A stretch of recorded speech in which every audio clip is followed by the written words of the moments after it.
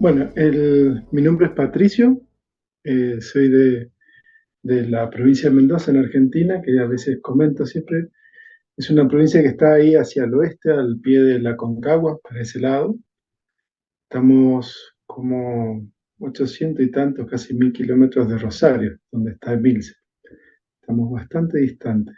Pero esto es lo que tiene lo del Zoom, ¿no? Que pues nos permite conectarnos a todos.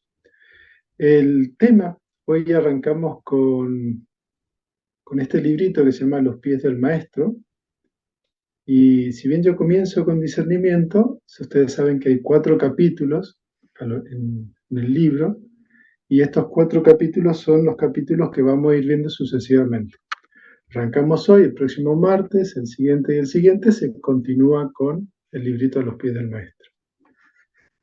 Bien, antes de comenzar, en general, por lo menos a mí, me parece siempre muy simpático arrancar con un poquito de aquietamiento, de respirar un poquito más profundamente, prestar atención a la respiración.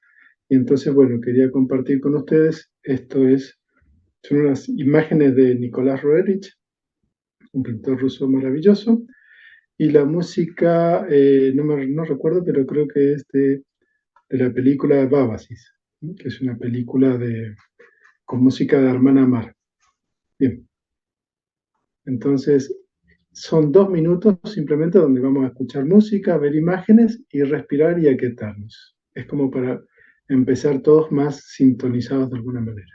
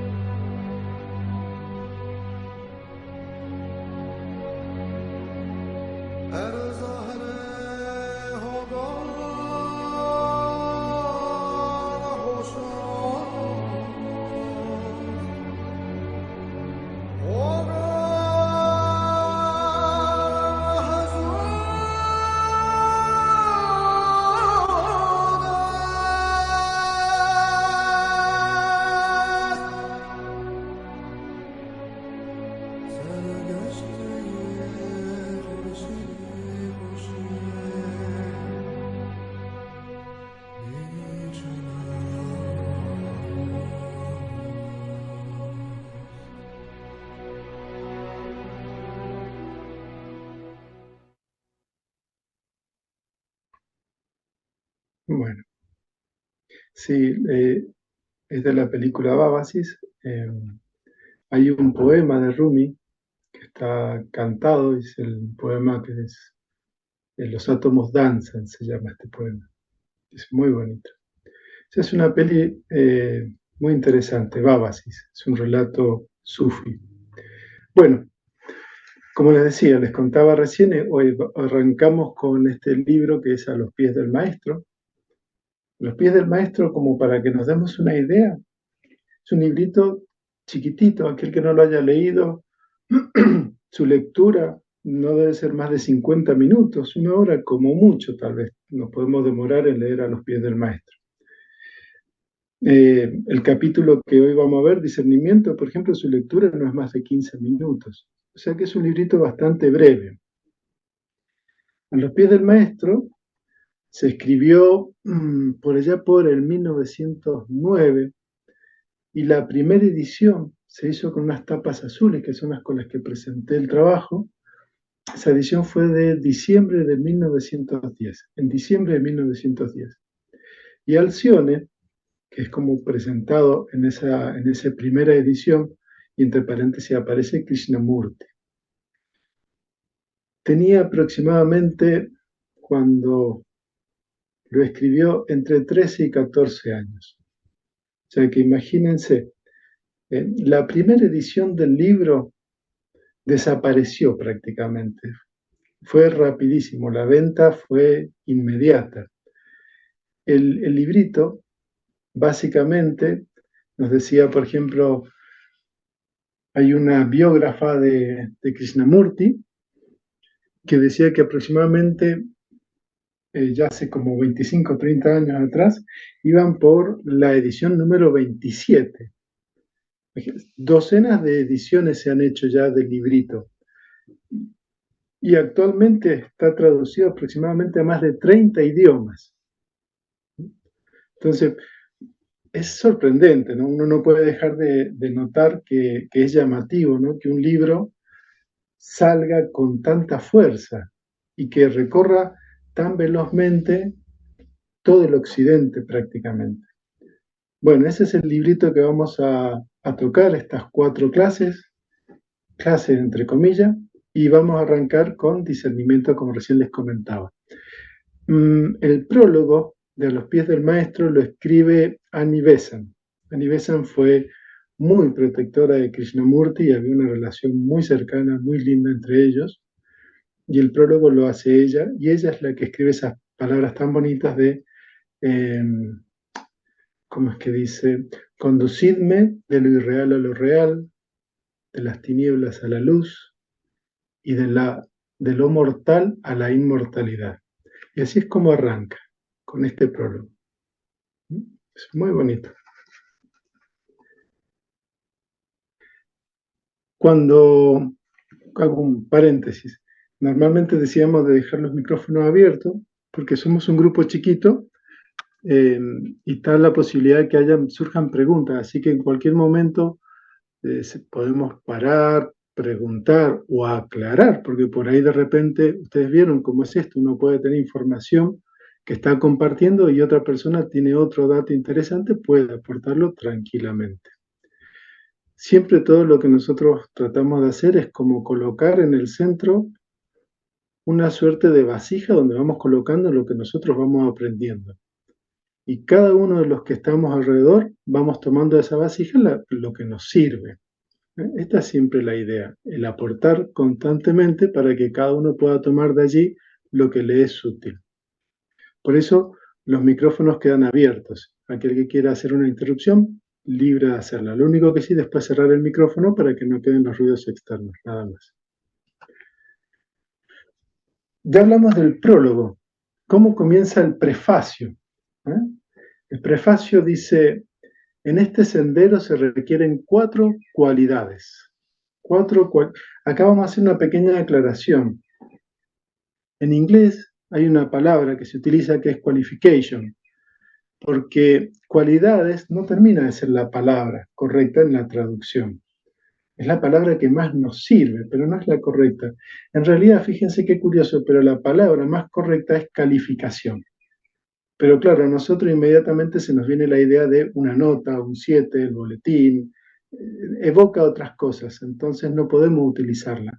Pero calificación en realidad viene de calidad, de la palabra calidad. Entonces, esta qualification es una idea de una cualidad requisito, y esto es lo que lo hace diferente, no es solamente una cualidad, es una cualidad requisito, es importante. Entonces, dice Krishnamurti, en este sendero se requieren 4 cualidades requisitos.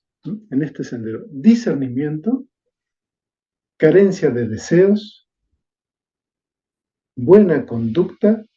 Esta buena conducta vamos a ver que después se divide en 6 puntos más, y amor. Y dice: trataré de explicaros lo que el maestro me dijo acerca de cada una de ellas. Entonces acá podemos ver que no es que esta obra sea una obra de Krishnamurti, sino lo que él hace es explicar lo que aprendió de su maestro acerca de estas cuatro cualidades, requisitos del sendero, del camino.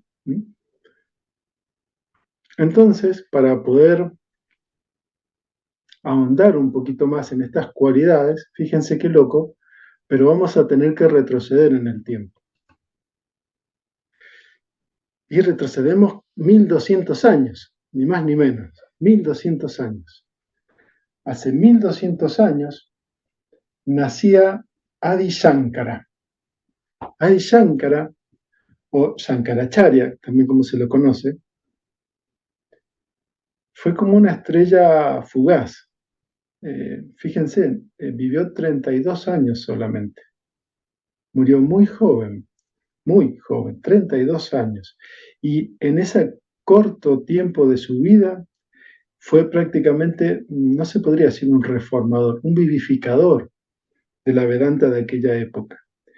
Si hacemos una hermenéutica, que es como ver qué es lo que pasaba en aquella época, el budismo, que estaba avanzando en toda la India, los Vedas y la religión védica se estaba transformando en tremendamente ritualística, pero ritualística por el ritual mismo.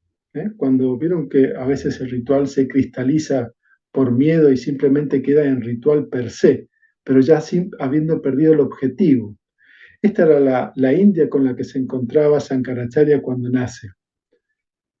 Y Shankaracharya fue tremendo, ya desde chiquitito, desde los 8 años ya se emancipó.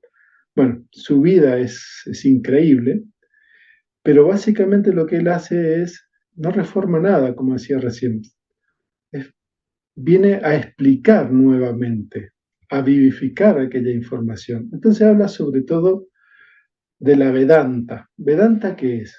Vieron que en la India hay unos libros muy antiguos, que son los Vedas, el Rig Veda, el Yajurveda, todos estos Vedas. Son 4. Esos libros son de probablemente del 2000 antes de Cristo. Mucho tiempo tienen.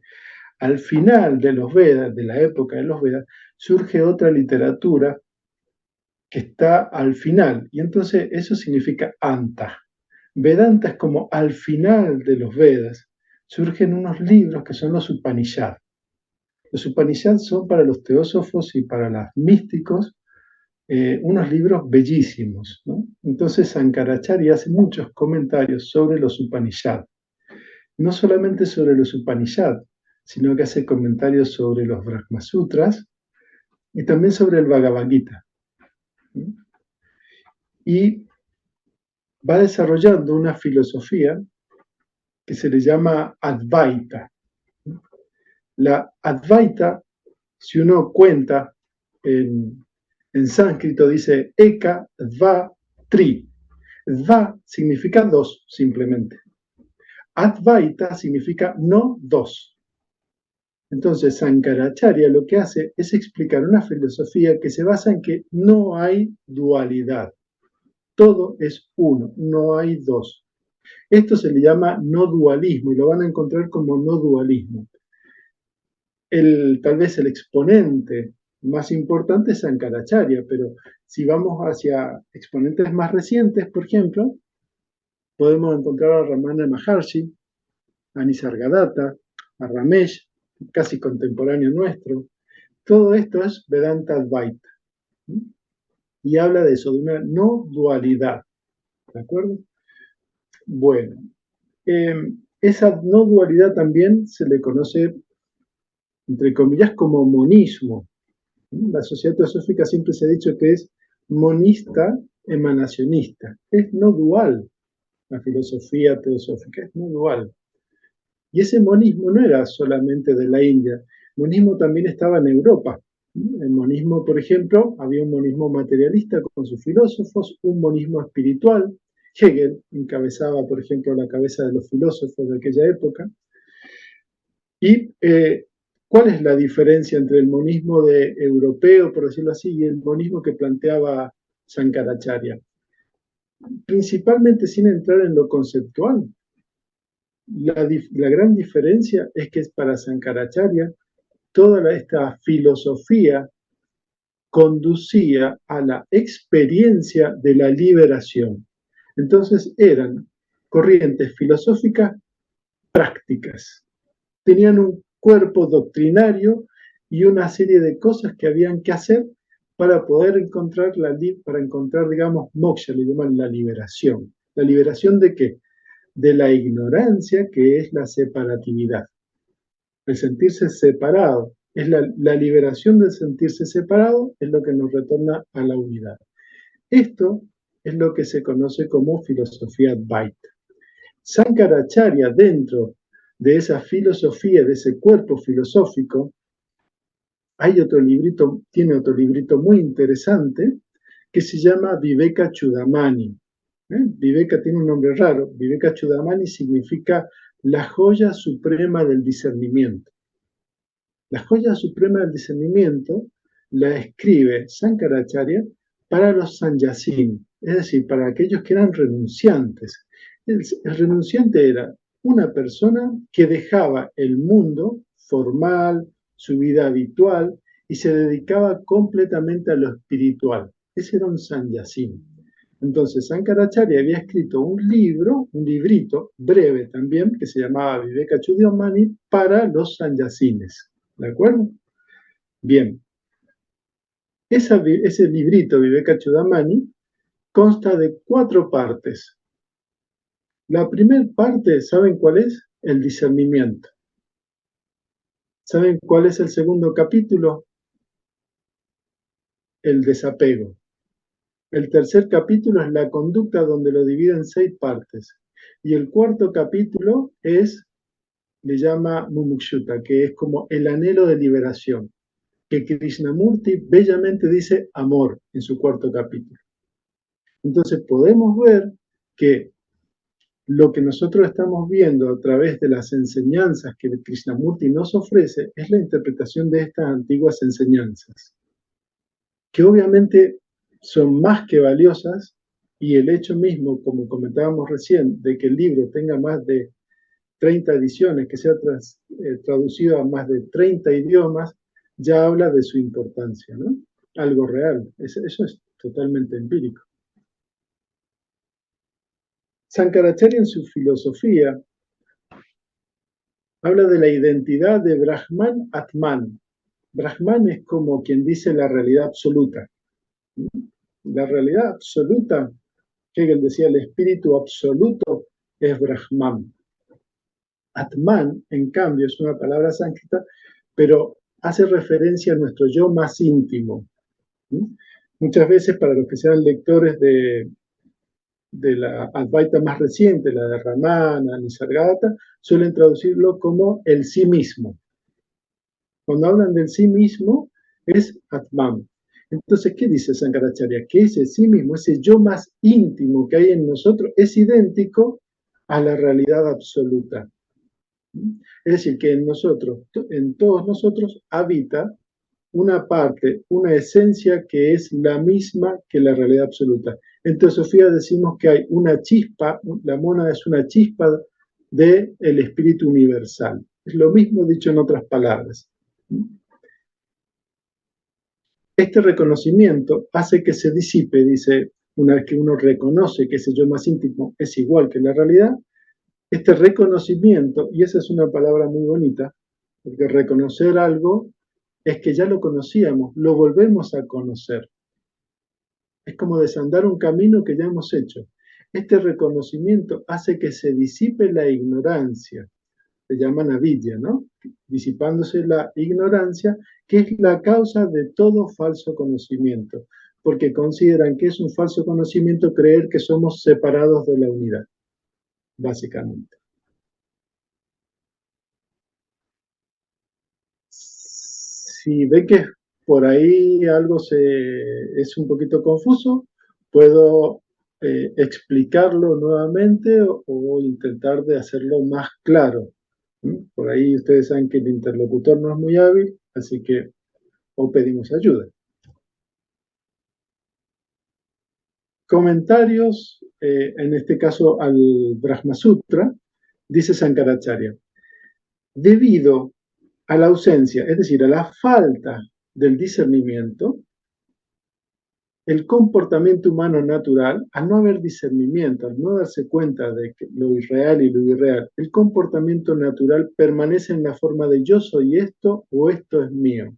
Es decir, que al haber una ausencia de discernimiento, nos identificamos, simplemente. Nos identificamos con las cosas, nos identificamos eh, con mi auto, mi casa, mi televisor, mi window que no funciona, mi esto, mi el otro. Hay una identificación, básicamente. Y esto es por la ausencia, dice eh, Shankaracharya, por la ausencia del discernimiento. ¿Sí? Discernimiento entre lo que es real y lo que es ilusorio. Bueno, ¿hasta aquí vamos bien? Más o menos. ¿Se va entendiendo? Bueno, ahora bien, se abre la pregunta. Realmente, pero ahora me gustaría ver si abrimos micrófono, voy a dejar de compartir, pero la idea es, ¿realmente creemos o al menos consideramos la opción de que vivimos en la ilusión? Recuerden la voz del silencio. La voz del silencio habla de toda esta etapa. La voz del silencio dice, hay que pasar de lo falso a lo verdadero, de Asat, la región de Asat, lo falso, a la región de Sat, lo verdadero. Y es más, nos dice, cuando tu propia forma te parezca ilusoria, como al despertar todas las formas que en sueño ves. ¿Cuánto de esto, a cuánto nos acercamos, realmente consideramos, por lo menos mentalmente, si no experiencialmente, que realmente vivimos en la ilusión? Abro la pregunta. Entonces, vemos qué les parece. ¿Realmente vivimos en la ilusión? ¿Podemos contactar en nuestra vida de que lo que nos rodea, lo que hacemos, es parte de una ilusión o no?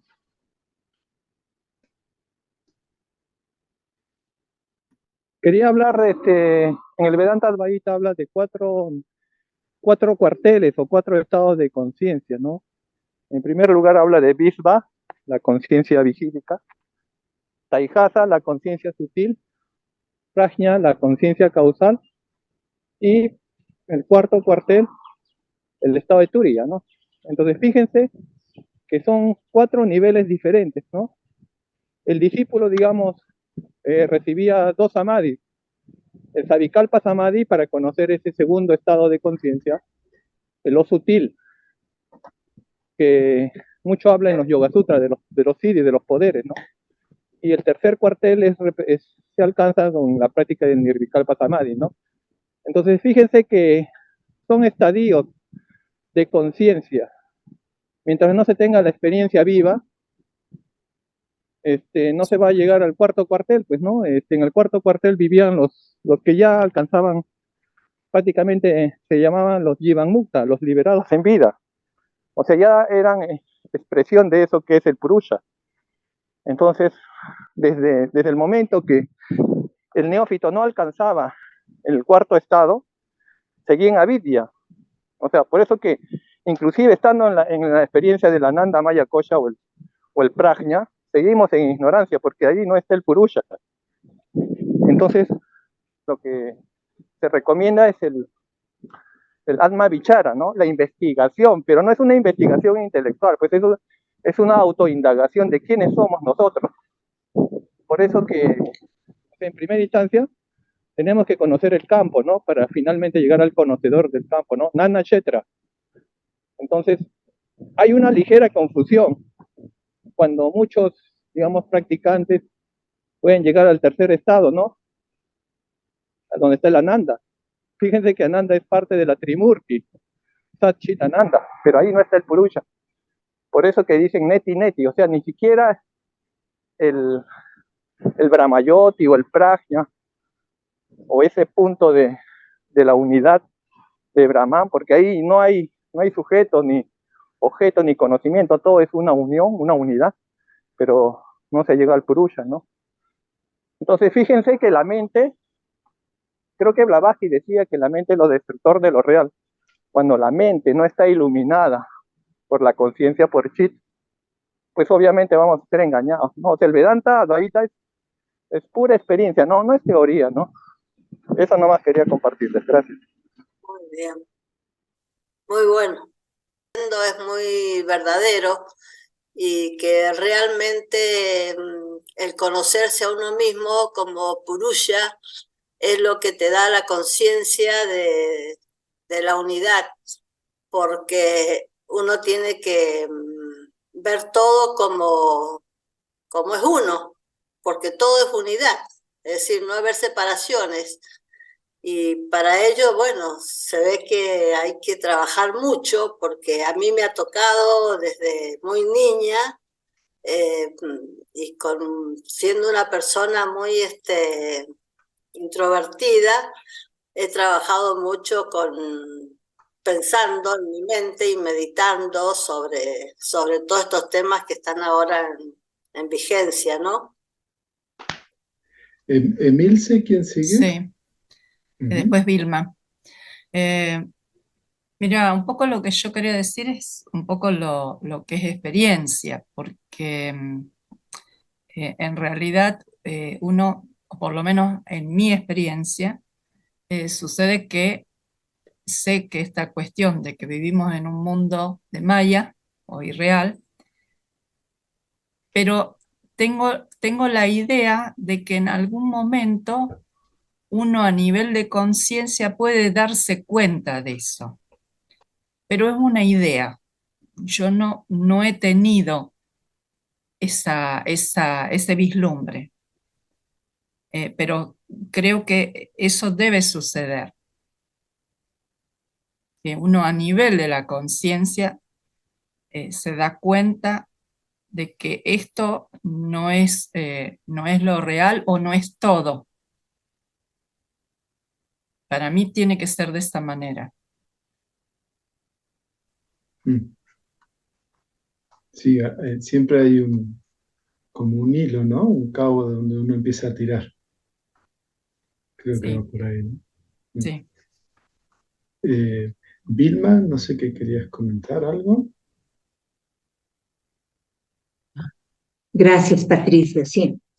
Bueno, quería contestar a la pregunta que nos hiciste desde realmente a partir de mi vivencia. Es una pregunta realmente muy, muy, muy profunda, ¿no? Creemos o al menos, por lo menos, consideramos la opción de que vivimos en la ilusión. Cuando cuando encontré a la teosofía y comencé este camino tan bello, para mí era muy difícil entender qué es ilusión, porque si todo lo que veo en el mundo fenoménico puedo percibirlo, pero después me di cuenta, claro que sí, lo puedo percibir a través de los sentidos, de los cinco sentidos. Y ahora esta percepción de quiénes somos todos como una unidad cambió, pero no sé si realmente está muy, muy, muy profundamente arraigado, pero definitivamente cambió. Porque ahora veo que lo que es ilusión, que parece ser muy real, en realidad no es real porque es efímero y está en cambio continuo. Entonces, si está, esa es la cosa, que si está cambiando continuamente, ¿cuál de esos estadios del cambio es el real? La realidad es el cambio. Entonces, me doy cuenta que ahora capto esto de Maya, del mundo de la ilusión, como lo impermanente, y que realmente hay un hilo que nos conduce desde siempre, y ese es eterno, ese no es ilusión. Bueno, solamente compartir eso, pero que me tomó tiempo y reflexión entender que somos mucho más que los vehículos, aún los vehículos un poco más sutiles. Am, y eso que sí somos, esa es la unidad, eso es lo eterno, eso es lo divino en cada uno. Y cuando pienso en esta idea, cuando contemplo esa idea, cuando tengo atisbos de esa idea, es absolutamente inexplicable cómo llega, no puedo ni decir lo que llega, pero es como llega como una sensación de paz increíble, una comprensión de todo, un ver pequeño, lo que antes me parecía muy importante, un desafío que había que cumplir. Es maravilloso el camino. Gracias, Patricio. Vilma, sos muy curiosa. Yo creo que algo que no tenés que hacer es cerrar una pregunta. Deja siempre las preguntas abiertas. Yo creo que eso nos ayuda a todos a seguir avanzando. No, si te respondes una es porque algo pasó mal, algo se cerró. La, abierto y seguir indagando. Creo que, como decía Enrique, esto es un camino experiencial. Ya sea que tomes esta filosofía u otra, es experiencial. Y a veces ahí es donde las palabras escasean de alguna manera. Pero la pregunta siempre tiene que estar abierta. No te preocupes por eso. Gracias, Vilma. Gracias, Patricio. Y Enrique, ¿querés comentar algo, Enrique? Sí, quería hablar de los sueños de Brahman. En el segundo estado de conciencia lo que vamos a ver es el sueño con ensueños de Brahman. Entonces, eso se logra a través del, como dije, el Savikalpa Samadhi. Cuando se logra el tercer estado de conciencia, el Prajna, ahí tenemos experiencia del estado unitario de Dios. Ese es el Nirvikalpa Samadhi, ¿no? Ahí se experiencia el verdadero amor que habla en la Biblia, ¿no? Pero fíjense que ese estado de unidad ni siquiera no es el ser, porque en Vedanta Advaita se habla de Purusha como innacido, inmanifiesto, sin cualidades. Por eso que no se puede decir nada de ese ser, solamente se puede hablar con simbología, ¿no? Entonces, cuando uno tiene la experiencia de la unidad, no está en el Purusha está en el cero metafísico, pero esto solamente se logra a través de un supra estado de conciencia, porque cuando uno llega a ese estado de unidad se confunde y piensa que está en Purusha, lo único que está disfrutando es de la Nanda. Tengan cuidado, ese es el gran problema digamos, de los grandes maestros, al no tener, digamos, la comprensión, pueden equivocarse en el camino, ¿no? Y fíjense que somos esclavos de la mente, ¿no? Entonces el primer estadio para empezar el trabajo de retorno hacia el ser es el Satvaguna, porque a través de la mente no se va a conseguir nada, pues la mente es ilusoria, mano mayakosha, se le llama en sánscrito, ¿no? Mente ilusoria, ¿no? Por eso que tienen que primero conocer los koshas o esas superposiciones que se adhieren al Atman para finalmente llegar al ser. Eso es todo, gracias. Gracias, Enrique. Bueno, continuamos. Bueno, ya hemos hablado bastante de este punto. Ahora veamos qué nos dice Krishnamurti. Recuerden que estas enseñanzas son transmitidas y Krishnamurti tiene 13, 14 años. ¿eh? Dice la primera cualidad es el discernimiento, en inglés aparece como discriminación, pero básicamente significan lo mismo etimológicamente. Y dice, se denomina así generalmente a la facultad de distinguir entre lo real y lo ilusorio, y la cual guía a los hombres para entrar en el sendero. Pero también es mucho más que esto, y debe practicarse no tan solo en los comienzos del sendero, sino en cada una de sus etapas, diariamente hasta el fin. Es curioso, cuando uno habla del discernimiento, muchas veces en muchas filosofías, o inclusive en el Krishnamurti ya más adulto, habla como de un salto, de una luz que ilumina la mente. es como algo súbito, inmediato. Y esto, en cambio, está en el gran mérito de Krishnamurti de hacer del lenguaje por allí, de la concepción más oriental, más pura de la Vedanta, poder hacernos algo más accesible a nosotros, que somos los individuos de a pie, sin grandes méritos, ninguno. Entonces, ¿qué es lo que, cómo encaro el discernimiento? Bien, entonces, fíjense cómo lo encara. Dice, bueno, se denomina así generalmente a la facultad de distinguir entre lo real y lo ilusorio, y la cual guía a los hombres para entrar en el sendero. Pero también es mucho más que esto y debe practicarse no tan solo en los comienzos, sino en cada una de sus etapas, diariamente hasta el fin. ¿Saben cuando hay un átomo, ustedes saben que está el núcleo, que son los protones, los neutrones, como la masa, lo denso, y los electrones giran alrededor. Esto es la forma tradicional y más simple de explicar. Los electrones, a su vez, se agrupan en órbitas. Hay una primera órbita que gira más cerca, hay una segunda órbita con otro número de electrones que gira un poco más lejos. Hay otra órbita más, y son como nubes de electrones, pero están separadas una de otra, una órbita, otra órbita, otra órbita. Y es muy curioso, pero el electrón tiene la capacidad de saltar de una órbita a la otra. El electrón puede saltar literalmente de una órbita a otra órbita, pero solo puede saltar cuando ha juntado la cantidad de energía suficiente para poder hacer ese cambio.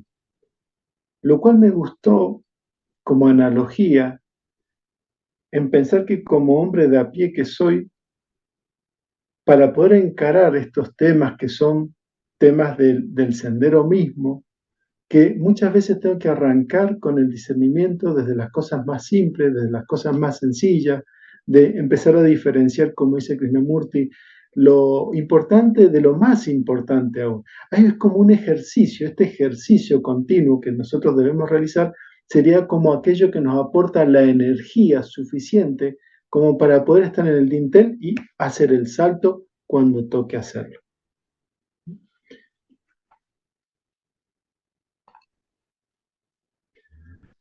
Lo realmente importante, dice Krishnamurti, es que los hombres conozcan el plan divino. Oh, esta frase y los teósofos, yo desde que entré a la teosofía siempre la dicen, el plan divino. Porque el plan de Dios es la evolución. Siempre me ha costado un montón comprender cuál es el plan divino y por qué. Porque siempre me he imaginado que el plan divino debe ser una cuestión como una planificación. Pero él dice, el plan de Dios es la evolución.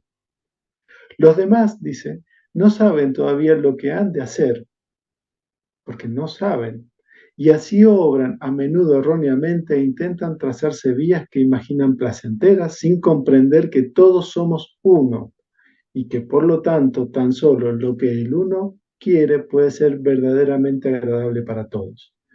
Ellos van en pos de lo irreal en vez de lo real. Entonces, a ver si lo podemos hacer breve, 2 veces bueno, como dicen. La pregunta sería, ¿conocemos el plan divino? ¿Qué es la evolución? ¿Conocemos el plan divino? ¿Qué es la evolución en sí misma? Yo creo que nuestro equipo mental no nos permite todavía conocer ese plan divino, entender realmente lo que es la evolución. Percibimos lo que puede ser, pero yo personalmente creo que nuestra mente todavía está muy limitada para conocer ese plan. Gracias. Uh-huh. En algún sentido estoy de acuerdo con vos, Charito, pero por ahí siempre pienso que nuestros brazos tienen un límite, pero lo que esté dentro de nuestros brazos, lo que esté a nuestro alcance, tenemos que trabajarlo, porque creo que de alguna manera es importante, porque es justamente ganar energía, pensar mover qué es la evolución, pensar qué es el plan divino, más allá de que nuestra mente no puede llegar a ello, creo que Ujú. podemos de alguna manera jugar, ¿no? Porque es lo que nos va a permitir dar el salto a aquello. Entonces, como para que no te desanimes, porque a veces tendemos a decir, no, no llego a eso, pero porque en realidad no estoy haciendo el esfuerzo de cuestionarme, a ver qué siento, qué percibo, qué es esto de la evolución. Estoy Discernir. en el plan, claro, es un trabajo diario, ¿no? Esto es lo que Sí, plantea Krishnamurti. exactamente. Mm. Exactamente, creo yo que es ese que ahora se maneja mucho, que es estar presente todo el tiempo, entendiendo qué es la vida en cada instante de nuestra vida. Y eso, digamos que la vida material a veces nos absorbe y nos hace perder, digo yo, perder tanto tiempo en las cosas cotidianas y nos perdemos esa posibilidad de, como dice Krishnamurti, y yo creo que esa es la clave, que dice todo el tiempo debemos estar en ese discernimiento, ¿no? Y eso quiere decir estar presentes para cada acción, en cada momento de nuestra vida. Ujú. Bonito, gracias, Charito. No sé si Martín o José Luis. Algo cortito. Cuando me pasa un poco lo mismo que vos decías, Patricio, este tema del plan, uno lo baja a lo que nosotros hacemos cuando planeamos, ¿no? Pensarlo antes, ver pros y contras, detalles y después hacerlo. Pero yo imagino si uno indaga un poquito más a nivel cósmico, por llamarlo así, es simplemente un impulso. En ese impulso está todo, está la gestación misma del universo. Y ahí adentro ya viene el plan incluido, digamos, no hay algo previo, a mi entender, ¿no? Y esta evolución es simplemente el desenvolvimiento de ese impulso divino que, que se va manifestando poco a poco. Eh, no como algo que tuvo una ideación previa. Se habla mucho de la ideación, ¿no? Pero para mí la ideación está dentro de esa manifestación ya. Me parece que la palabra evolución también tiene que ir necesariamente con desenvolvimiento. En teosofía se habla mucho del desenvolvimiento de la conciencia y la evolución de la vida y de la forma, ¿no? Pero va todo junto. Yo creo que cuando uno empieza a pensar como cosas que no van separadas, se empieza a entender un poco más, ¿no? El plan, desenvolvimiento, la evolución, eh, todo como una sola cosa. Tal cual, gracias, Martín. José. Sí, buenas noches, Patricio. Buenas noches a todos. Sí. Sobre la pregunta si podemos conocer el plan divino, pues obviamente que no, como dijeron las personas que me antecedieron, no podemos conocer el plan divino. Imagínense conocer lo que va a pasar en un Manvantara si apenas llegamos a 90 años, en el mejor de los casos con conciencia.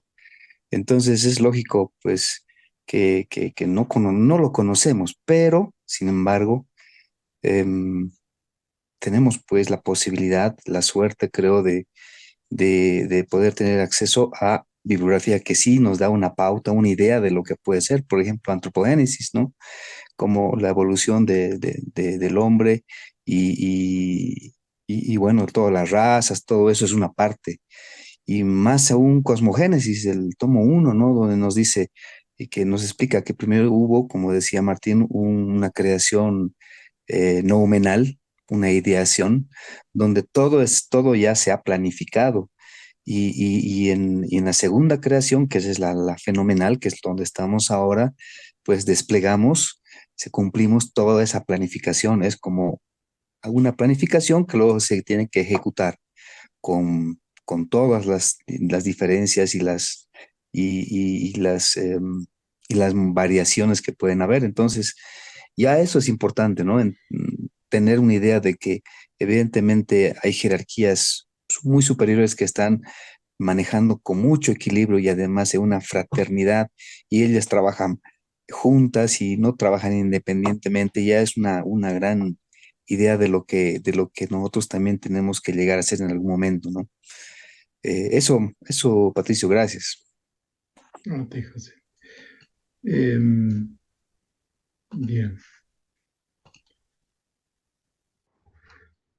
Alguien levantó o hizo un comentario en el chat que dice: ¿cuántos años dura un Manvantara? Nos salimos un poquito del tema, pero bueno, un Manvantara se toma en días y noches de Brahma, lo cual es una cantidad exagerada. Creo que debemos estar en los 4.332.000 millones de años, una cosa así.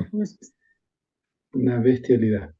Bueno, cuando hablamos de conocemos el plan divino, que es la evolución, quería traerlo siempre a la idea más básica, ¿no?, de esto que plantea, porque Krishnamurti en el libro lo que dice es que los individuos nos tenemos que poner o a favor de la evolución, él dice junto a Dios, o no estamos a favor de la evolución en ese movimiento, por decirlo de alguna manera.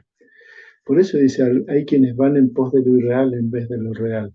Es decir, que lo que tratábamos de buscar por ahí, que tal vez no se entendió bien, no es tanto el concepto del plan divino, sino que tratar de entender y luego, dentro de lo que podamos entender, con la sonda que tiramos, que cada uno tiene su propia sonda y hasta donde llega, llega, con eso intentar ver qué es lo que aquí y ahora significa para mí estar del lado de la evolución o no estar. ¿Estoy haciendo el movimiento correcto caminando hacia o no? Simplemente.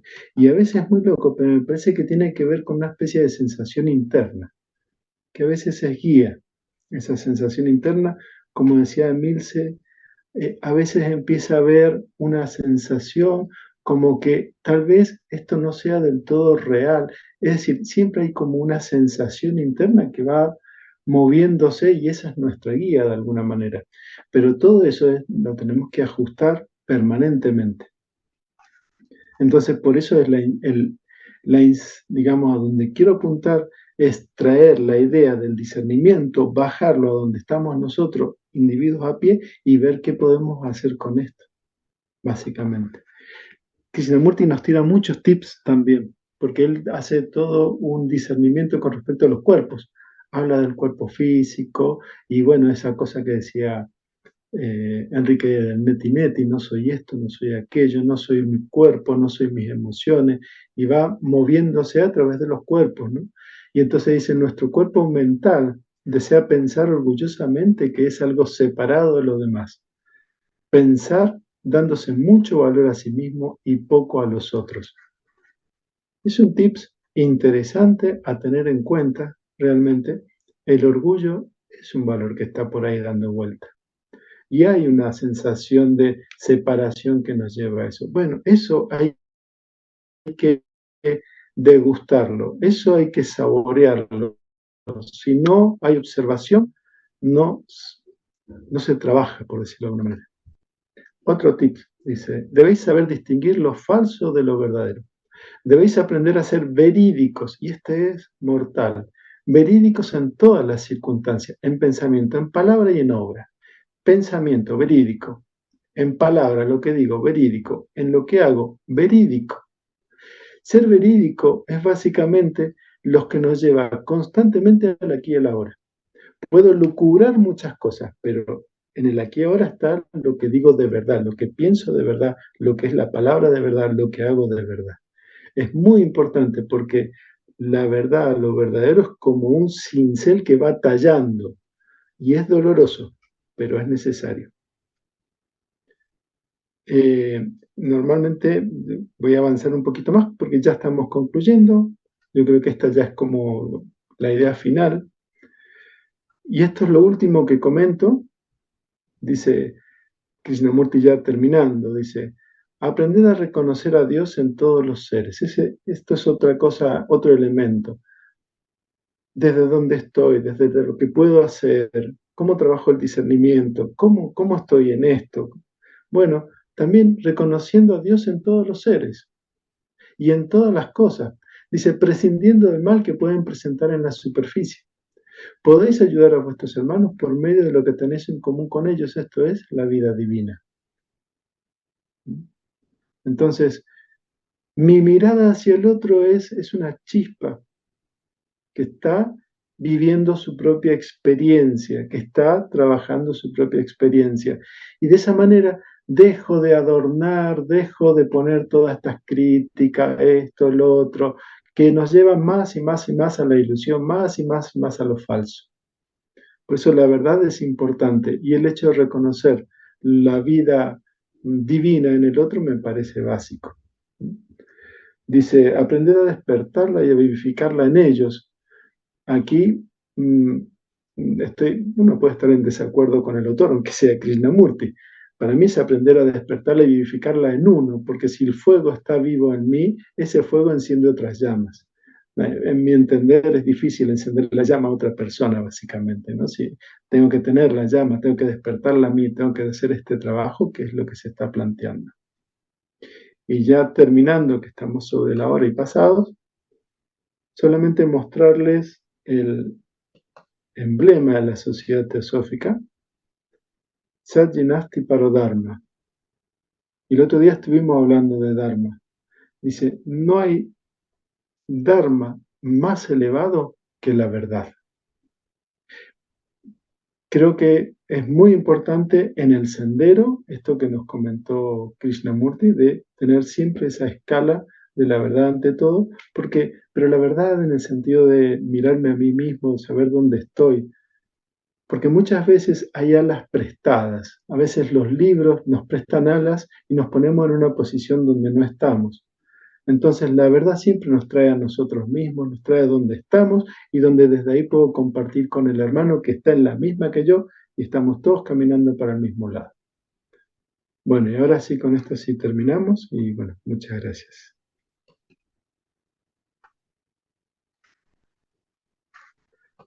En el chat, gracias. Muchas gracias, Patricio. Muy lindo todo, los aportes también. Y Muchas feliz gracias. semana para todos. Gracias. O feliz semana, quiero decir, porque no estamos en fin de semana, estoy el día martes hoy. Muchas gracias, Patricio. Muy buen trabajo. Y sobre todo esto de hacernos pensar, ¿no? Hacernos reflexionar. No sé si puedo comentar algo un poco sobre alguna de las cosas, alguna cosa ahí que comentabas, que a veces nos duele ver, ser verídicos y nos duele ver cosas de nosotros. Algo así yo entendí, a lo mejor estoy equivocada. Pero como que si uno tiene una mirada más de tipo de observación y se queda ahí y no genera imágenes con eso que ve de uno, o que lo mira como parte de un proceso, lo que uno descubre de uno mismo, inclusive esas cosas que uno no le gusta tener, digamos, pero si la mirada es de pura observación, a mí me parece que no nos sentiríamos mal y eso nos permite verlo en mayor plenitud y con mayor profundidad. Porque a veces si uno se siente mal por lo que observa de uno mismo, eso hace que uno tienda a negarlo, o sea, busca la manera más fácil de salir de ese sentirse mal. Entonces la idea sería poder mirar todo dentro de uno, aquello que uno dice malo, entre comillas, pero como parte de procesos y como parte de un aprendizaje. Entonces uno puede ser, de esa manera puede ser más, como digo, brutalmente sincero con uno mismo, ¿no? Esa sería un poco la idea, no juzgarlo, no ponerle una cualidad, sino verlo como un proceso y como que poder mirar todas esas cosas que van sucediendo dentro mío, de algún modo es un aprendizaje y el trabajo nuestro. seguro. Gracias, Emil. Sí, sí, yo lo que les puedo dar como dato es que hay un Wikipedia que es de teosofía. Ujú. Y si ustedes buscan, es teosophy.wiki.es, barra Manvantara, ahí le dice que es un periodo de manifestación del universo opuesto al pralaya, o sea, el pralaya sería el periodo de reposo, como cuando nos vamos a dormir, término aplicado a varios ciclos, especialmente a un día de Brahma que comprende, dice 4320 y después hay 6 ceros más de años solares. Y al reinado de un Manú es el que de algún modo se encarga, ahí me puede ayudar José Luis, es el que se encarga de la evolución de las formas de las razas, digamos, de los cuerpos. Creo que es algo así. Y de ahí lo de Manu también, si le interesa a Ángel, el libro clásico y se consigue traducido es el Manava Dharma Sastra. Y ahí habla de todos los Manú tienen que ver con las razas, cada Manú tiene distintos nombres de acuerdo a las razas que han habido en la Tierra. En este momento no sé cuál, Vaisasvata, creo que es el que nos toca ahora. Algo así. Sí, pero bueno, la verdad que son temas complicaditos. De todos modos, bueno, yo creo que cerramos, ¿no? A ver, sí. Hacemos el Óvida oculta. Óvida oculta que vibras en cada átomo. O luz oculta que brillas en cada criatura. O amor oculto que todo lo abarcas en la unidad. Que cada ser que se sienta uno contigo, sepa que él es, por lo tanto, también uno con todo lo demás.